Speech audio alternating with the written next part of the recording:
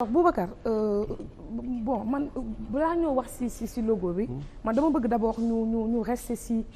gestion bu Boun Khatab Sylla parce que il a été nommé le 2 septembre 2020 def na li nga xam ne moom moo di passation de service am le 15 septembre donc fii ak une semaine wala fii ak quelques jours mun nañ nekk day def 2 ans ci boitu Dakar Dem Dikk mënuñu ne également à tout bout de champ diggante 2 ans yooyu 2020 ba 2022 il n'a rien fait de bon parce que bi mu ñëwee toog na 3 mois dugg xëlwa décembre mu présenté ñu un point de presse boo xam ne wax na tout ce qui a été notifié comme faille dans l'entreprise wax na dina ko gàkkanti te boobu ba tey aussi ñi dégg ñuy wax ñëpp moom mooy délégué syndical yi mooy syndicat yi nga xam ne ñoom ñoo nekk foofu te dañu fort ci weewu bay ni que syndicat yooyu wax yëpp seen genre gi mooy c'était les boys de Moussa Diop ñoom ñooy génn di wax di décrier la gestion de Boun Khatab mais en vrai moom mu ngi dérouler comme il le faut est-ce que loolu moo am. waaw xam nga taqal nit fii leen ko fekk te fii leen koy bàyyi des fois sax yéen Walfadjri fii dañ leen di traité benn télévision opposition. ñun en tant que sénégalais aussi dañuy traité que RTS rajo pouvoir la. mais ñun ñëpp ay sénégalais ñu la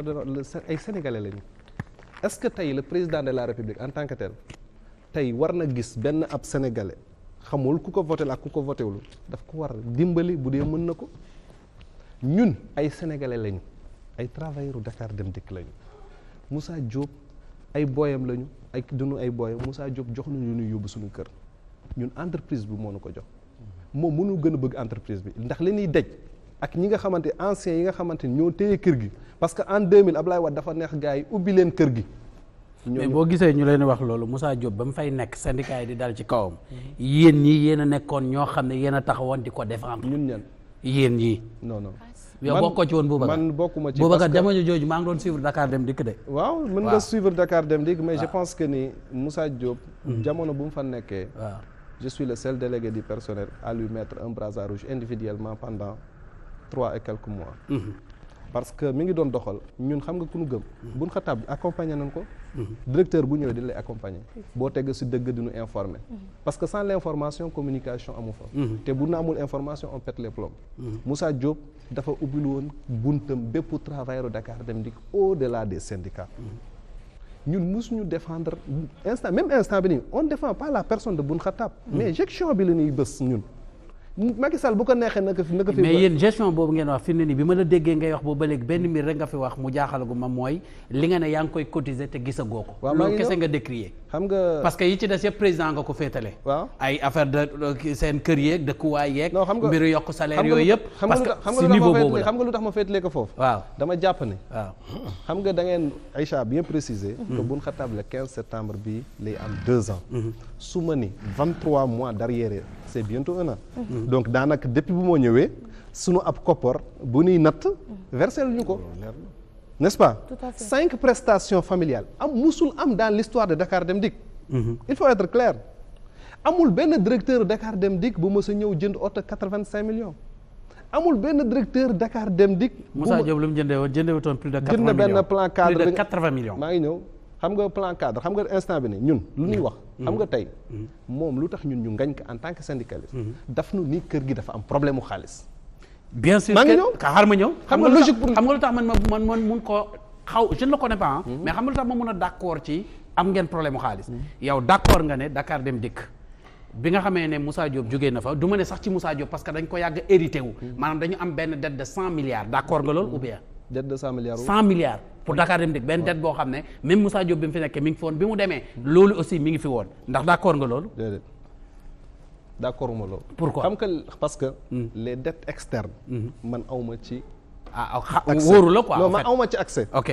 loolu directeur ñoo koy xam. ñoo koy xam ok donc. man li ma intéressé bul ne d'accord ma da nga naan noonu loolu yëguma ko xaw ma ko. moo tax est-ce que xam nga ne par jour Dakar Dem Dikk par jour ñaata lay def ci xaalis. instant bi nii wala. waaw par jour. instant bi nii on est en moins 6 millions. par jour waaw. moins de 6 millions. 6 millions pour Dakar. est-ce que xam nga salaire Dakar Dem Dikk le mois ñaata la. 800 et quelques millions la. alors ngay def 6 millions par jour. non maa ngi ñëw bi tey. l'année tu fais combien. 6 millions par jour. 6 millions. ngay def par jour. yow nee na 800 millions la ñuy fay ko par mois. waaw bi tey donc problème mu xaalis boobu lu am la. waaw maa ngi ñëw waaw depuis bu mu ñëwee dama j'ai bien précisé que bu muy jëlee fonction état daf ko am koppar bu takk bu mu ko jox pour accompagnement autour de 5 milliards et quelques 5 milliards et quelques ok tegal ko ci waat assurer que salaire yi ñun instant bi nii état moo ñuy fay c'est pas le recette Dakar Dem Dikk moom recette am du fay salaire trésor moo ñuy fay directement ça c'est vrai comprendre nga ça c'est vrai kon boo nekkee foofu di calculer ab recette loolu moo tax ñenn ñu ngi sant le président de la république musul teggi loxoom bu mu gis ni Dakar Dem Dikk mi ngi benn zone rouge moom moo assuré salaire yi état moo ko assuré donc yow ñu assuré le salaire yaa ngi liggéey recette mais ñun nangu nañu takk suñu ndigg en tant que ay travailleurs accompagné que si métier bi nga xamante moo dal kër gi mais dama la ni à notre grande surprise tey bu jëlul woon benn immeuble fële mu fay lu gën a cher fi nga xamante moom la fa nekkoon bu mu jëndul woon oto bu cher duñ ci wax bu fekkente ni continué wul di recruter ba démb am na benn chef de service bu bees bu mu installé ñun duñu wax mais tey yow mënoo ni mais parce que bul fàtte ne aussi Moussa Diop bi muy ñëw il y avait 1900 employés moo amoon Dakar Dem Dikk bi mu fay jógee mi ngi fa bàyyi 3200 bu ma juumul 3200 voilà donc kon recruter na mais pourquoi ngeen nangul ko moom recruter kii nangu leen ko mu recruter boo ma dégloo rek dégg waaw xam nga majeure partie waaw jëlaaleen boobu nee na majeure partie ay boyam jëlal boobu xam nga man mii tey man mii di wax ak yow tey je suis recruté à Dakar Dem Dikk comme un Sénégalais de bon teint un tam xarit ak samay juróomi xarit yu ma àndal ñu ngi nii di ma seetaan ñoo ànd déposé à la direction générale foofu laa xamee maître Moussa Diop j'étais au niveau des ADS aéroport du Sénégal bi nga xamante ni Pape Mayel Diop moo ko yor ba tey jii nii foofu laa bàyyi ñëw Dakar Dem Dikk kon su fekkente ni ay quota politique tey mun naa wax ni sax am na yeneen entreprise yu ma jaar pourtant loolu lu mu tuddati sax nit ki moo ma fa ay responsable politique ñoo ma fa yebal mais jëluñu ma fa Dakar Dem Dikk leen ma jëlee donc politique bu heure bu jotee dañ ko war a def loolu moo tardel dëkk bi tey xam nga bis bu nekk ratio ñaata nit lay jël 6 personnes tey su fekkente ne 1400 bis yooyu ñëw na mu recruter mooy 1400 bis yi nga xam ne moom la ñuy xaar président du nu dig moom la ñuy xaar waaw ñu jël bu dee day recruter amul problème parce que tey ñun xam nañ ni dëkk bi liggéey daf fi métti est-ce que jéem nga xalaat ba xam ndax nekkul dafa recruter pour préparer ces gens-là ak bus yi ñëw c'est-à-dire au lieu que li leen daloon parce que am na fi benn moment je pense que seen 400 bus yi bi mu ñëwee da ngeen am problème mu conducteur parce que da ngeen mujj obligé dem di jëli ñi nga xam ne ñoo nekkoon Sotrac ay pas yu retraité saa yi Dakar Dem Dikk dama dugg ci biir mais nag dinaa la xamal leen non xaaral ma ñëw est-ce que nekkul ne loolu lay bañ maanaam bus yi ñëw ba pare mu doog a taxaw di xool naka la ñuy dawale en attendant di nga recruter ñoo xam ne te ñi ñuy recruter du doon sax ñoo xam ne dañ leen di recruter ak ay CDI de ay kii la ñuy recruter ay prestataire la ñu doon ñu tàggat leen pour prestataire yooyu bis yi bu ñëwee ñu dawal est-ce que yow def nga investigation boo en tant que syndicaliste nekk fa pour xam ndax loolu la ou pas. j'ai pas besoin de faire des investigations parce que lu mu def à l'instant T ñun duñ ko yëg à l'instant T. ok comprendre nga ok tey. kon moo lay wan ne am na transparence ci gestion. non ñun duñu am suñuy réseau. duñu am suñuy source comme yéen en tant que journaliste ñun en tant que ay délégué duñu am suñuy source duñuy dugg ci 3DG yi di xam li fa nekk. léegi. le problème en est que tey bu fekkoon dafa jël conducteur jël receveur. di leen tàggat en attendant bis yooyu ñëw amul problème amul muskila. mais tey xam nga ñu muy jël. képp ku mu indi chef de division la lay def wala chef de bureau wala caissier. te am ay anciens yi nga xamante ni ñi ngi fii depuis 2005 à nos jours promotion yooyu ñoom la. pour nekk caissier Dakar Dem Dikk amul benn école Sénégal bu lay former pour nga nekk caissier vérificateur. bokkul ak compter xaalis ni kese. amul benn école Sénégal buy former régulateur Dakar Dem Dikk cote donc nga koy jàngee. amul benn service buy former les gens en contrôle. maa ngi ñëw may ma yeggale rek s'il te plaît. amul benn école buy former des gens en contrôle mooy les soldats de l'économie yi ngay gis ñu laaj de ticket donc boo jëlee ay nit. dugal leen ci place su anciens yooyu ñoo xamante ñoo fa war a yéeg te xamuñu lii réseau Dakar Dem Dikk di doxee ñun daf ñuy jaaxal moo toog télé laa wax de du man du samay wax de moo toog télé nee na fu Moussa Diop recruté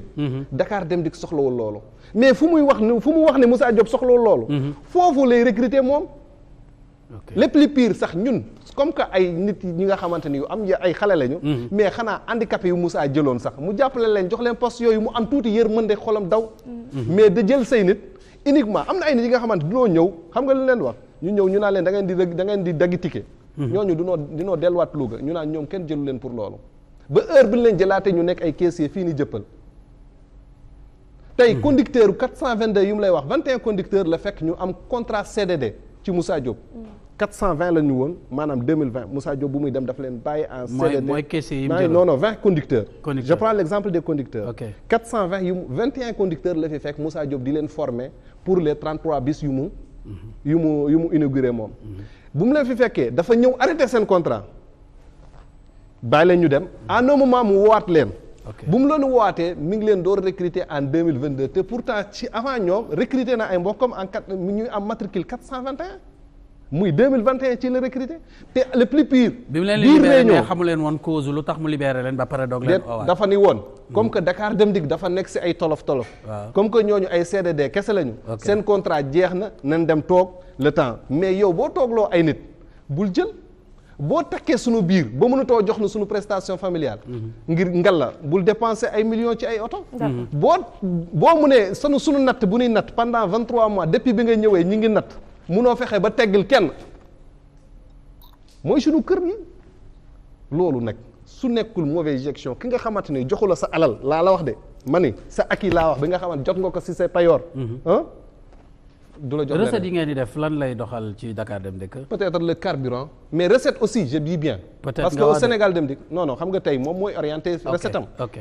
su ma nii lii rek lay doxal mais xam naa ne li ci gën a ëpp charge instant bi ni mooy le carburant mais nag bul fàtte ne 5 millions yooyu c'est à biir Dakar mais il y a Sénégal Dem Dikk buy def ay millions il y a l'AIBD am na ay location écoles yi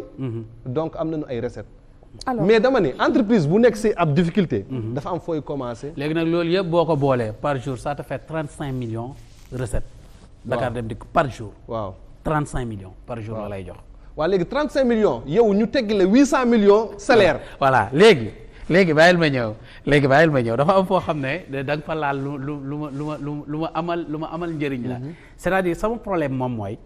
xam nga tey sa yaram tàng na ci Dakar waaw na ñëw rek grawul aca waaw dinañ balse waaw bàyyi ma àggale lii ñu dellu si waat bàyyi ma balse lii ñu dellu si waat c'est-à-dire sama problème moom mooy Dakar Dem Dikk xam nga déjà boîte bi mun nañu wax ne c'est public et privé c'est les deux à la fois alors léegi tey ji Dakar Dem Dikk li nga xam ne moom la doomu aadama bi di fay xam nga duñ ko yokk c'est toujours la même chose je pense que c'est ay 175 loolu la kenn du ko yokk yaa ngi dégg est-ce que nekk loolu aussi bokkoon na ci combat boo xam ne yéen waroon ngeen ko def ñaan ko président de la République ba nga xamante ni dina mun a booster tuuti Dakar Dem Dikk ba tey problème yi ngay wax nii du ngeen ko ngeen di jànkoonteel nga jàpp ne moom ngeen di jànkoonteel ngeen mun ko dépasser xam nga loolu loo gis waxtaan la moom en tant que directeur bu nu woon si ab néeg waxtaan ak ñun si problème mu Dakar Dem Dikk comme li mu la ko waxee bu njëkk bu mu ñëwee daf ni Dakar Dem Dikk dafa am problème ñu daal di ko accompagner mais lu nu wax lu nu tënk ci biir ab néeg maanaam waxul dëgg ci biir néeg bi mais ci biti leneen lay wax je pèse très bien même léegi tey lépp yokk na Sénégal bu mu des ticket Dakar Dem Dikk ñun ñoo yokk état moo war réunir avec le conseil d'administration de Dakar Dem Dikk xool ni 4 recettes bii nii il faut que ñu yokk ko tuuti mais nous en tant que syndicaliste aussi ay sénégalais lañu sunuy ay nit ñooy mais duñ ko kaas mais l'essentiel en est que tey Dakar Dem Dikk dafa nekk ci ab guuta su mu ne nii ab guuta la waa ji Boun Khatab Sylla depuis bu mu ñëwee mi ngi recruter di dawal injustice les recrutements yooyu ngeen bañ moom ngeen bëgg mu arrêté non xam nga tey boo ñu ni yéen ñi nga xamante yéen a ngi fi depuis 2005 waaw mënuma leen defal promotion parce que dafa am ay postes vacants ok nga ni mënu ñoonu defal promotion parce que charge masse salariale bi nga bañ yokk parce que président moo koy fay nga ni den muñ leen ñu daal di muñ ànd ak yow chaque jour ngay dugal ngay comp juróomi nit chaque jour ngay comp plus pire nag direction mu ériger des divisions en direction tout récemment direction contentieux xam nga kon Dakar Dem Dikk bu defee accident am na ñi nga xamante ni ñoo koy defal constat seen bopp boobu division kese la woon daf ko ériger en direction teg fa nitam bu mu fa tegee nitam les chefs du bureau ou les chefs de division yi si war a topp defagu ko ba léegi parce que ay anciens normalement ñoo ko mérité comme que pouvoir boobu moom moo ko moom nommé mais quand même boo ñi kër gi dafa am muskila ngalawaay ñëpp nañ takkandoo pourquoi moom wàññiwul benn charge ci salaire am au contraire daf ko yokk dafa dem ba fi benn bërëb bu gën a luxe dafa jënd oto bu gën a luxe chaque jour mi ngi dépenser xaalis fu ko neex bërki démb si guddi xamal la jóge Kuwait la jóge République tchèque keesam noir daf ko yokk ainsi de suite léegi kër gi daa am problème nga ni travailleurs yi ngal la sama seen cotisation bi ngeen moom mais man ba léegi kër gi am problème jaaxal na ma de moom ñi ngi fayee ko amuñ problème mu salaire non ba pare kër gi daa am problème xam nga bi tey xaw a jaaxal quoi en fait c'est-à-dire li ma bëgg nga wax problème yi ma bëgg nga tegal ma fii pour moom bu dégloo émission bi mu xam ne lii war na ko def te defu ko moom laa dégg war a def dama ne suñu prestation familiale man sama problème xam nga lan la man bi tey sama problème xam nga lan la gis nga ñoom le problème à Dakar Dem Dikk c'est trop individuel. c'est ça non pourquoi individuel non attends c'est trop individuel man li ma bëggoon wax par exemple mooy y a des licenciements dernièrement qu'on en parle. non maa ngi ñëw par exemple y a des gestions yu nga xamante ni peut-être leerul ñu touché ko du doigt. Mais également la souffrance des populations lambda. ñi nga xam ne ni jotewuñu ci ay auto privé te dañu war a am droit wu jóge ci point A dem point B. mooy sénégalais bi nga xam ne mooy man mooy mat mooy bitee bi nga xam ne peut-être dina toog otom paan war a mën a taxaw ci arrêt bi jël Dakar Dem Dikk yegg à temps. Pourquoi ñun sénégalais amuñu droit ñun taxaw fii ci arrêt bi jël Dakar Dem Dikk mu nekk bis bu noble bis bu rafet te doo takk masque en tant que présentateur mais ma rek loolu dafa métti ci suñu xolan da ngay taxaw fii ci arrêt bi bëgg jël Dakar Dem Dikk parce que sénégalais à bon temps nga yow ñëpp am nga droit jël bus mais nga taxaw fii tu restes 2 heures de temps pour attendre un bus waaw loolu laay loolu non en tant que syndicaliste Boubacar bëgg naa ngeen di wax ci seen avancement au métier mais bëgg naa aussi ngeen wax ci liy doxal réew mi liy doxal seen entreprise à travers sénégalais yi nga xam ne ñu ngi leen di pourtant boo ma dégloo dafa métti may ma tontu ko taxaw ci ay arrêt di xaar ba pare ñu ñuy rey ak Sénégal Dem Dikk Paris Dem Dikk ak États-Unis Dem Dikk non Aïcha non balaa Sénégal Dem Dikk di sotti man j'aurais bien aimé tey balaa Sénégal Dem Dikk maanaam jóge fii Dakar dem Saint-Louis wala jóge fii c'est bien bon baax na mais ñooñu au moins amuñu problème parce que am na horaire yi partout il y a garde-beau maraîcher qui vont de bus ñooñu amuñu problème il y a des 7 places qui vont partout au Sénégal mais Sénégal yi nga xam ne ñoo nekk fii Dakar war a am seen possibilité jël benn 175 wala 150 faire le tour de Dakar amuñu possibilité bi parce que da ngay taxaw ci arrêt 2 heures de temps tu perds des rendez-vous 3 heures de temps ou plus 3 heures de temps léegi loolu ñun en tant que syndicaliste boo déggee samay wax balaa may commencer suñuy problème ñun ci biir kër gi dunoo ñaan président de la République mu accéléré 1400 bis yi nga xam ne moom la ñu commandé damay wax waat aussi que le DG Oumar Boun Khattab Sylla bu muy jël fonction dañ koy jox 5 milliards et quelques non maa ngi ñëw même ma yegg depuis 1 an Macky Sall mu état du Sénégal mooy fay salaire yi waaw maa ngi ñëw xam nga ñun xam nga tey jox nañ ko 5 milliards et quelques pour mu relever parc bi maanaam jox moom bu muy ñëw fekk na 400 et quelques bis yu fonctionnel tey bu ñu demee biir Dakar 50 et quelques bis rek ñooy génn en moyenne xam nga si parc bi dafa rechuté te bu muy jël fonction 400 et quelques bis fonctionnel la fi fekk ñu jox ko xaalis pour mu yëkkatiwaat 400 yooyu pour ñu egg 900 et quelques xaalis boobu fu mu dugg pièce de rechange yu mu dem commandé ji ñoo adéquat waawul pour bus yi le conseil d'administration tase woon nañ fan yële passé le directeur technique dañ ko fa wàccee mais ñoom ñaar xam nañ bu baax la ñu wax ku nekk dafa commencé di sas sa moroom yow yaa def lii mu xëy wàccee ko cherché na directeur technique mais nous en tant que travailleur xam nga lu ñu warloo ak entreprise bi mooy suñu 7h20 ku ci tardé 5 minutes ñu dàq la xam nga yow yaa ngi wax sa technicien yi nii demande d'explication mais ñun am na ñi nga xamante ni brassard rouge dina leen si jox demande d'explication au niveau de Sénégal Dem Dikk yéen ñun lu ñuy dund yéen li ngeen di dund moom la ñuy dund parce que ñun suñu jabar carte transport la ñu yor